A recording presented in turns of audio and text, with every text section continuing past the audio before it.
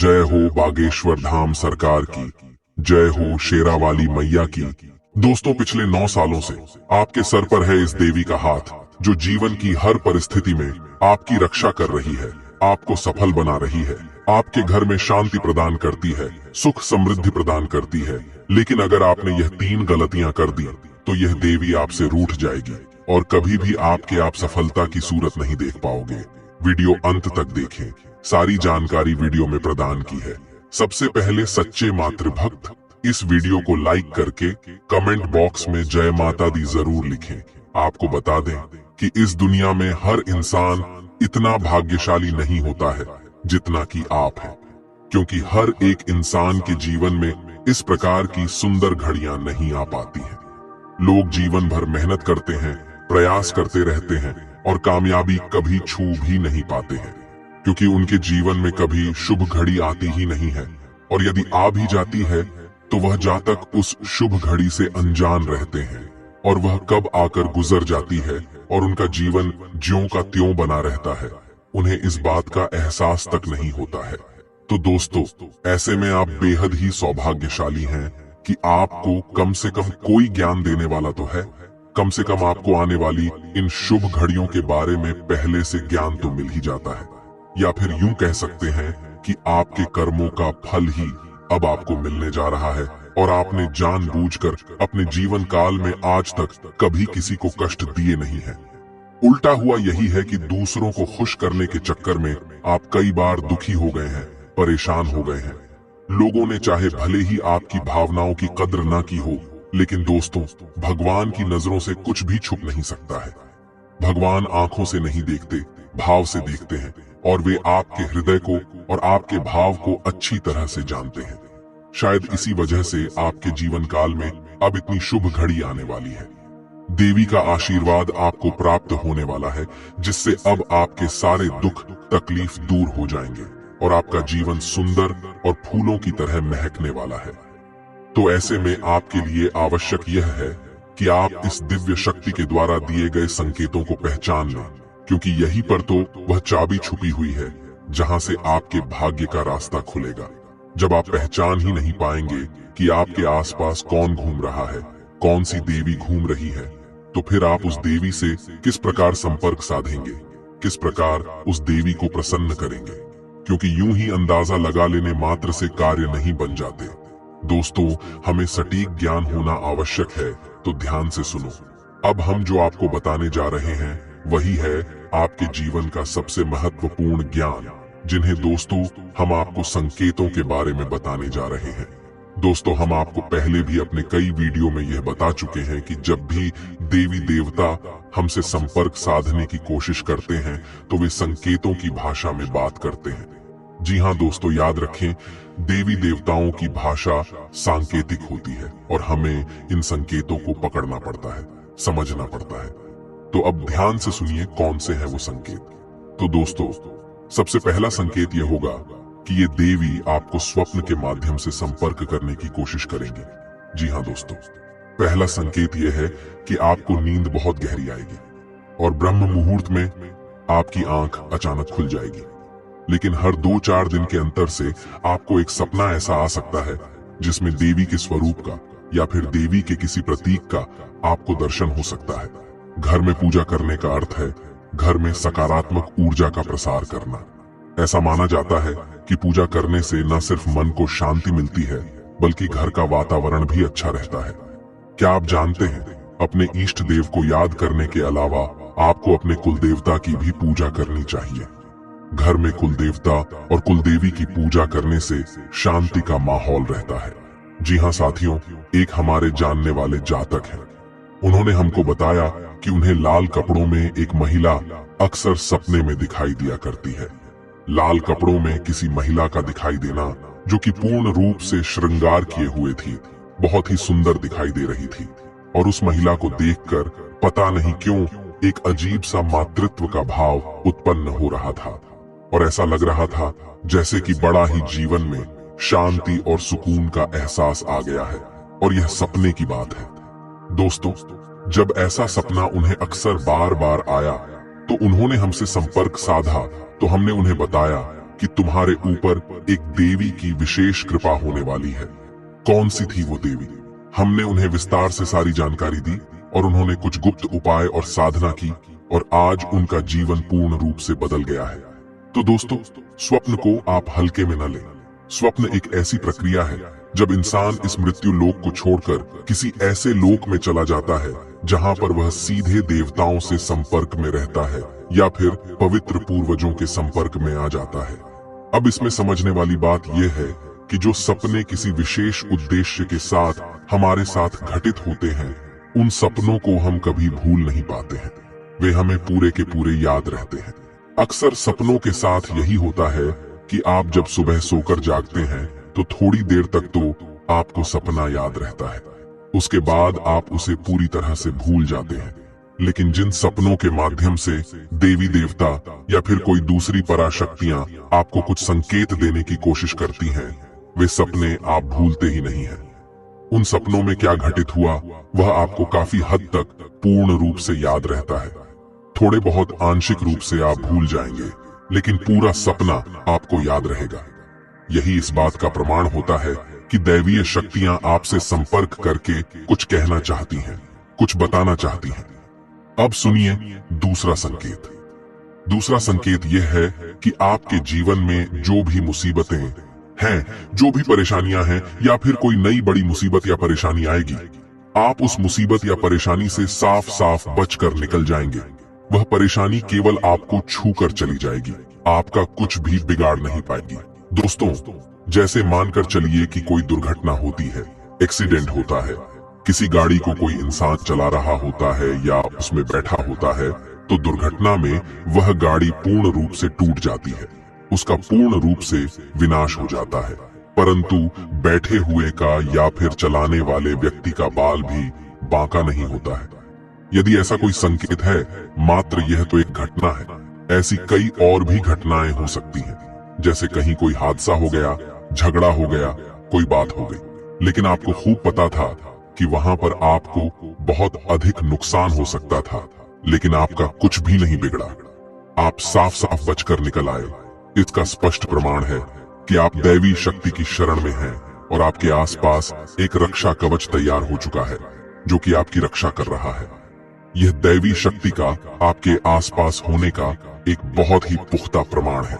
दोस्तों, अब तीसरा संकेत ध्यान से सुनिए। दोस्तों, अक्सर आपको मंदिर की घंटियां सुनाई देंगी। अक्सर आपको आसपास खुशबू होने का एहसास हो जाएगा, चाहे आसपास कोई भी खुशबूदार चीज मौजूद ना हो, जैसे अगरबत्ती या फूल पत्तियां कुछ भी ना हो, फिर भी आपको बढ़िया सुगंधित फूलों की खुशबू होने का एहसास होगा और थोड़ी ही देर में यह एहसास चला भी जाएगा। कभी कभी आपके रोंगटे अचानक से खड़े हो जाएंगे और कभी कभी आपको मंदिर की घंटियां या फिर संघ के बजने की ध्वनि अचानक से सुनाई देने लगेगी। अब चाहे समय कोई भी हो, दिन का समय हो, दोपहर का समय हो, सुबह शाम रात का कोई भी समय हो, ये घटनाएं आपके साथ अक्सर घटित होती रहेंगी, जो यह दर्शाते हैं कि आपके ऊपर जरूर किसी देवी का हाथ है। अब पिछले कुछ दिनों में, यानी कि 5 से 6 दिनों में आपके जीवन काल में इनमें से कौन से विशेष संकेत या घटनाएं घटी हैं। यदि आपके जीवन में इनमें से कोई एक घटना भी घट जाती है तो आप समझना सारी घटनाएं तो आपके जीवन में नहीं घटेंगी। दोस्तों, यह तो बहुत ही अवास्तविक और बेतुकी बात होगी कि सारी घटनाएं आपके ही साथ घट जाएंगी। लेकिन दोस्तों, इन सारी घटनाओं में से, सारे संकेतों में से 1-2 संकेत आपको अवश्य ही प्राप्त हुए होंगे। तो जो संकेत यदि आपको प्राप्त हुई है तो आप समझ जाना और आप हमें कमेंट करके अवश्य बताना कि आपके साथ इनमें से कौन सी घटना घटित हुई है। अब ध्यान से सुनिए कि आपको पता चल गया कि आपके आसपास कोई देवी है। आपने संकेतों को भी अच्छी तरह से समझ लिया, आपने हमारे द्वारा बताई गई बातों को अच्छी तरह से समझा और अपने जीवन में इन्हें उतार कर जानने की कोशिश की और आपको पता चल गया कि आपके आसपास कोई देवी है।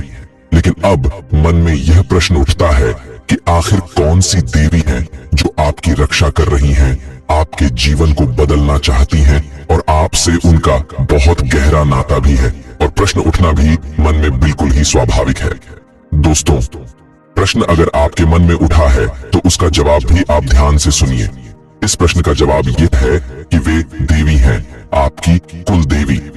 जी हाँ दोस्तों, आपकी कुल देवी आपकी माँ के समान है। वे केवल आपकी ही माँ नहीं है, आपके पूरे कुल की माँ है। आपकी कुल की पालनहार है, तारणहार है और लंबे समय से आपके कुल की रक्षा करती चली आ रही हैं और आपके कुल की पूजनीय भी रही हैं। यदि आपके घर में कुलदेवी या देवता की तस्वीर नहीं है तो सुपारी को पान के पत्ते में बांधकर उसके ऊपर मौली बांधकर कुलदेवता का स्मरण करते हुए लौंग लगानी चाहिए और इस पर स्वस्तिक बनाना चाहिए। लेकिन आज के इस भागदौड़ भरी जीवन में लोग अपने कुल देवी और देवताओं को पूर्ण रूप से भूल चुके हैं। अपने पितृ देवताओं का भी तो ख्याल नहीं रख पाते हैं।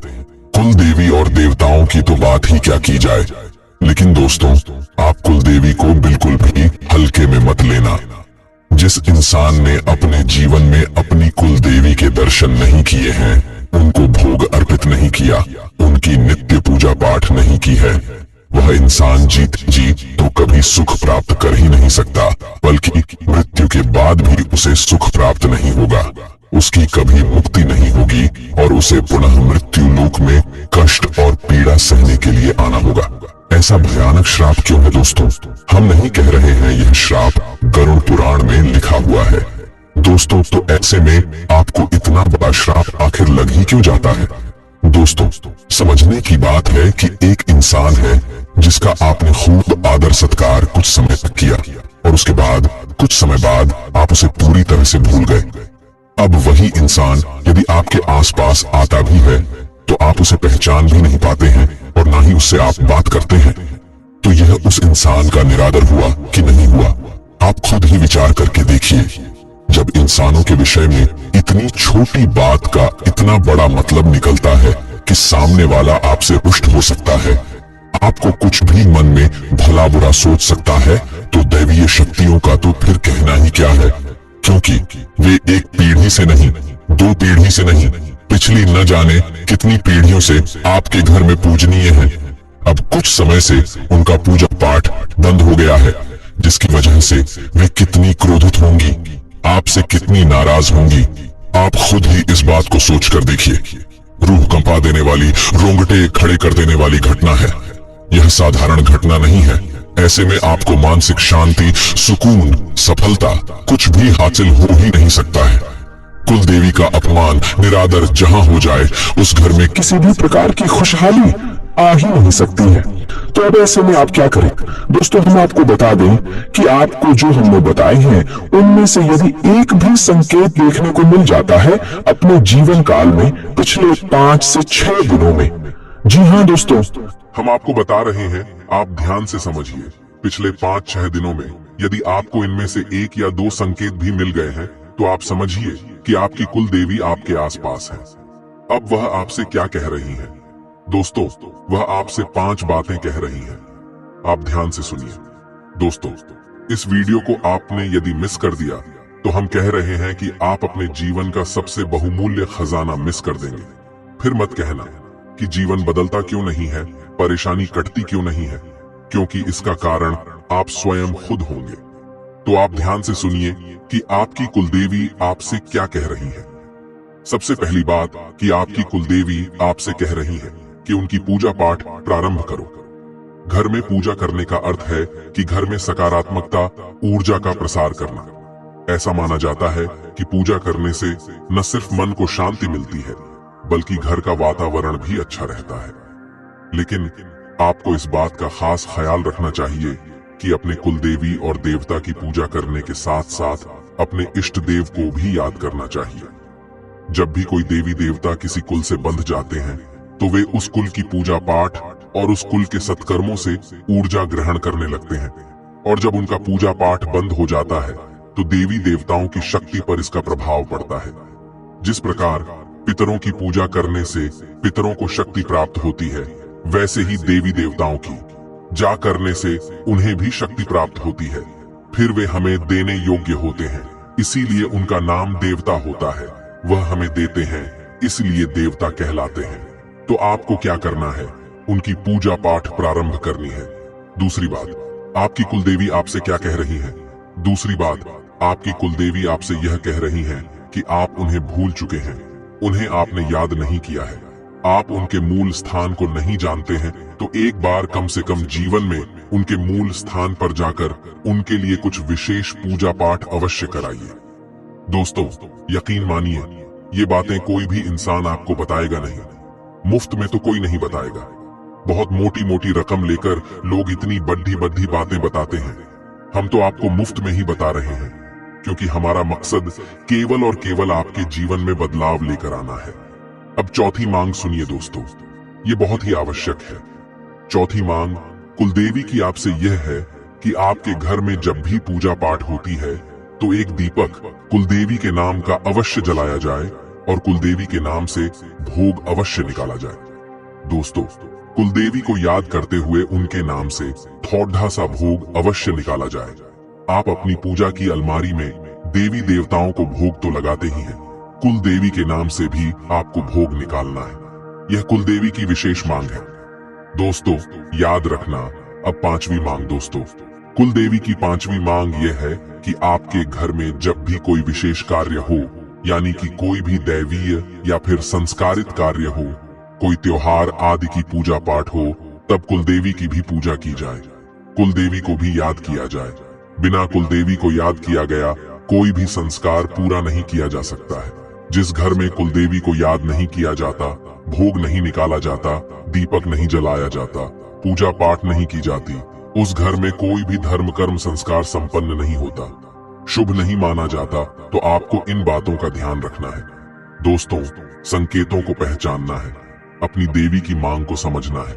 अब सबसे महत्वपूर्ण बात कि कुछ जातक यह कहेंगे कि हमें तो पता ही नहीं कि हमारी कुलदेवी कौन है, तो हम कैसे अपनी कुलदेवी को पहचानेंगे, कैसे उनके बारे में जानकारी निकालेंगे? तो दोस्तों, इसके दो तरीके हैं, आप ध्यान से सुनिए। पहला तरीका यह कि आप अपने घर के बड़े बुजुर्गों से, जी हाँ दोस्तों, अपने घर के सबसे बुजुर्ग सदस्य ही यह जानने की कोशिश करें, दो चार लोगों से बात करें कि आपके घर में कौन सी कुलदेवी की पूजा की जाती है। कुछ लोगों के यहाँ भद्रकाली की पूजा होती है, किसी के यहाँ बगलामुखी की पूजा होती है, किसी के यहाँ विंध्यवासिनी देवी की पूजा होती है। तो आपके घर में किस कुल देवी की पूजा की जाती है? अब यदि आपके घर के बड़े बुजुर्गों को भी इसके बारे में पता नहीं है, तो फिर आपको करना होगा एक विशेष प्रयोग। जी हाँ दोस्तों, यह प्रयोग 7 दिनों तक चलेगा, थोड़ा सा कठोर रहेगा। इस प्रयोग के बारे में आपको हम बताने जा रहे हैं, ध्यान से सुनिए। इस प्रयोग को करने से आपकी कुलदेवी आप उस सपने के माध्यम से संपर्क करके स्वयं दर्शन देकर बताएंगी, या फिर कोई न कोई और संकेत आपको प्राप्त होगा जिसमें आपको आपकी कुलदेवी के बारे में पता चल जाएगा। अब दोस्तों, हम आपको 2 ऐसे उपाय बताने जा रहे हैं जो आपकी कुलदेवी को प्रसन्न करेंगे। कुलदेवी या देवता के स्थान पर जाकर एक साबुत नींबू लें और उसको अपने ऊपर से 21 बार वार कर उसे 2 भागों में काटकर एक भाग को दूसरे भाग की दिशा में और दूसरे भाग को पहले भाग की दिशा में फेंक दें। इसके बाद कुलदेवी या देवता से क्षमा मांगकर वहां अच्छे से पूजा पाठ करें या करवाएं और सभी को दान दक्षिणा दें। कुलदेवता की पूजा करते समय शुद्ध देसी घी का दिया, धूप, अगरबत्ती, चंदन और कपूर जलाना चाहिए। साथ ही प्रसाद स्वरूप भोग भी लगाना चाहिए। कुलदेवता को चंदन और चावल का टीका अर्पण करते समय ध्यान रखें कि टूटे हुए या खंडित चावल ना हो। कुलदेवता को हल्दी में लिपटे पीले चावल पानी में भिगोकर अर्पण करना शुभ माना जाता है। पूजा के समय पान के पत्ते का बहुत महत्व है, जिसके साथ सुपारी, लौंग, इलायची और गुलकंद भी अर्पण करना चाहिए। कुलदेवी या देवता को पुष्प चढ़ाते हुए आपको इन्हें पानी में अच्छी तरह से धोना चाहिए। सभी देवी देवताओं की पूजा जिस तरह सुबह शाम की जाती है, उसी तरह कुलदेवी और देवता की पूजा भी दीपक जलाकर करनी चाहिए। तो मित्रों, हमारे गुरुजी कहते हैं कि जो होने वाला है वो होकर रहेगा और जो नहीं होने वाला है वो कभी भी नहीं होगा। तो फिर चिंता किस बात की? मित्रों, हमें अपने जीवन में वर्तमान में जिए और खुशी से जिए, क्योंकि जो जब हमें प्राप्त होने वाला है वह प्राप्त होकर ही रहेगा, और जो नसीब में नहीं है वह फिर चाहे कुछ भी कर लो कभी हमारा नहीं होगा। तो गुरुजी का यह ज्ञान आज ही से अपने जीवन में जरूर अमल कीजिएगा। तो आइए बात करते हैं 24 घंटों के महत्वपूर्ण समय अंतराल की। मित्रों, आज की शाम दोस्तों के साथ बहुत ही ज्यादा सुखद रहेगी, लेकिन ज्यादा खाने और मदिरापान से आपको बचना चाहिए, क्योंकि मित्रों मदिरापान से आपके स्वास्थ्य में कुछ गर्माहट देखने को मिल सकती है, जिसकी वजह से तुरंत आपको हॉस्पिटल का चक्कर भी लगाना पड़ सकता है। अगर देखा जाए तो ग्रह स्पष्ट संकेत दे रहे हैं कि आर्थिक रूप से आप काफी मजबूत नजर आएंगे और ग्रह नक्षत्रों की चाल से आपके लिए धन कमाने के कई मौके बनेंगे। मित्रों, जैसा कि बता देते हैं कि ग्रहों की चाल बहुत अनुकूल है, तो इस वक्त का फायदा आपको उठाना है। एक पारिवारिक आयोजन में आप सभी के ध्यान का केंद्र भी होंगे। साथ ही आप सभी को बता देते हैं कि समय पूरी तरह से रोमांचक है, क्योंकि आपका प्रिय आपको कोई महंगे तोहफे या उपहार दे सकता है। आपको उनकी भावनाओं का सम्मान करना चाहिए, उनकी मनोदशा को समझना चाहिए। मित्रों, ध्यान रखिएगा कि कभी भी कोई भी रिश्ता एक तरफा नहीं निभाया जा सकता है।